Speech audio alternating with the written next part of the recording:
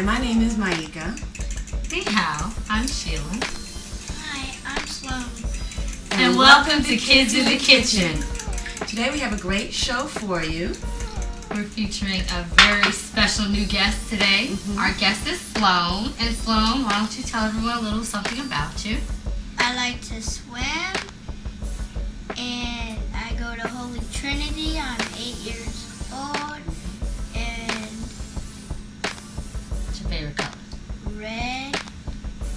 Very good, very good. Well, we're so excited to have Sloan here today. And if you heard me say ni hao, and if you saw Maika's lovely red shirt, we are celebrating the Chinese New Year. We are currently in the Chinese New Year. Maika, why don't you tell everybody a little bit about it, about our show today? Okay, well, if you saw our January show, we celebrated New Year's with some wonderful food that Sheila came up with that menu. And we thought since it's February, why not celebrate the Chinese New Year? That's why I'm wearing this shirt today. And we have some red on the table. The Chinese New Year, as you can see, it's in February. In China, the holidays are still figured out by the lunar calendar, which is different than the solar calendar. So that's why the Chinese New Year is never in January. It's between about the middle of January to the middle of February.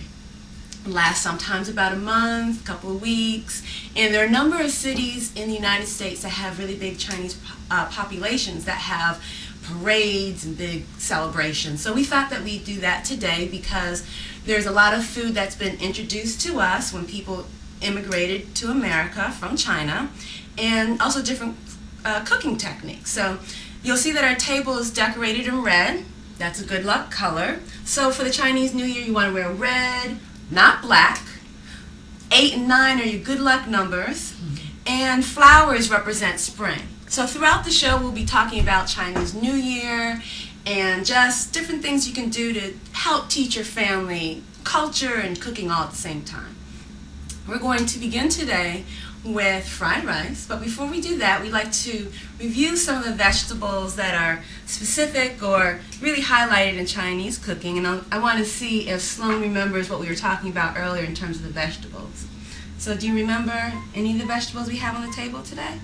Corn and peas, green onions, chicken, onions, mushrooms, Okay, corn, right. beanstalks, Bean sprouts, close. These are a little bit strange. Bamboo shoots.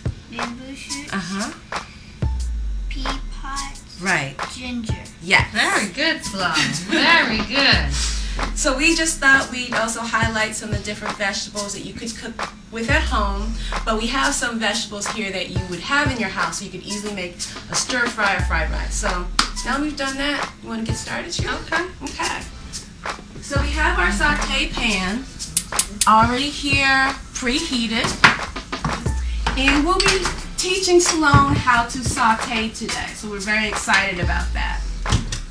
We got a lot of good stuff here. We got our spatula. So you want to start with our chicken, Maika? Most definitely. Okay, now, You'll have to kind of hit it out. yeah, there. getting stuck a little bit. Now our pan is very hot, so you want to break it up a little bit. Move it around. Maika, can you tilt the pan a little bit to get some of that oil moving in? Sure can. Thank you. There you go. So I noticed that this chicken has been coated with a product. Did you use flour? Did you use cornstarch? What did you use? I used cornstarch today. Okay, and that's going to give it kind of a nice a coating that will help it really build the taste up in the fried rice. And also help seal the meat. Okay. Now this is Sloan's first time sauteing, so one of the things we're going to show her is how you want to keep your product moving in your pan so that it cooks evenly on all sides. So Sloan, what you want to do, you might want to turn your spatula over a little bit. Some kind of thing like it. Just flip your meat over a little bit, and it's going to cook pretty slow. You also and you also want to keep it on a kind of a flat surface. Like you don't want to have your meat on top of each other. You want to spread it out over your pan so it can cook evenly. You want to put the onions in there? Okay, so we're going to put our white onions and our scallions in the pan, which are also called green onions. Okay, it's cooking up really fast. It's looking pretty good. Now, if you see that Sloan is doing a really good job of keeping the food moving so that nothing is sticking, nothing gets too brown. Let me see, Sloan. I'm just gonna turn these little pieces over just a little bit so Good. we can. There you go. Now you want to cook your chicken. You see the chicken is turning light brown. You don't want the chicken to get too brown, but you do want it to be very pretty. Should we go ahead and put our carrots and peas in? Right, our carrots and peas. Okay.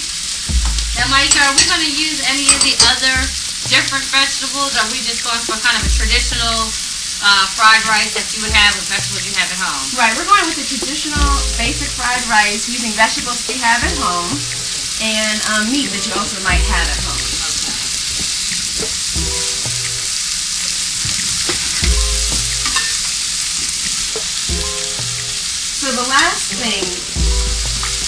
So the last thing that we'll be adding today is white rice. You can use brown rice.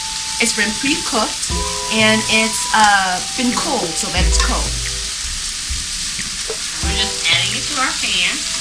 Now we do have a special ingredient that we'll be adding last, and that'll be the egg that I was mixing up at the beginning of the show.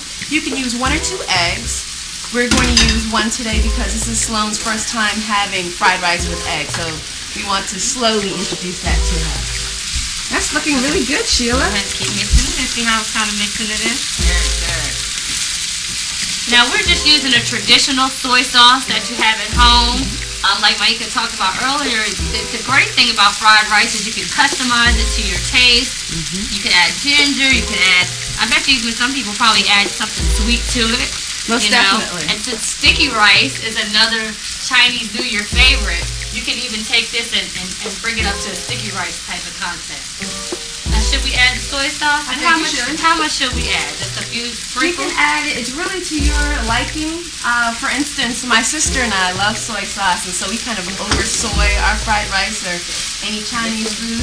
But we did kind of a light, probably about a tablespoon right about now. The nice thing is when you get to the table, you can always add additional soy sauce. Okay. Excellent. Well, okay, the last thing we need to do is the egg. Okay. Now, I'm going to show you a special trick with the egg. Okay. So let's make, do you mind if I take this for a second? We're going to make a little well in the middle. Nice little hole. Hold that, Sheila. And then we're going to pour the egg in the middle. That'll allow it to start cooking really quickly. So then after we do that, we'll just slowly bring the rice into the egg. Okay. Good job.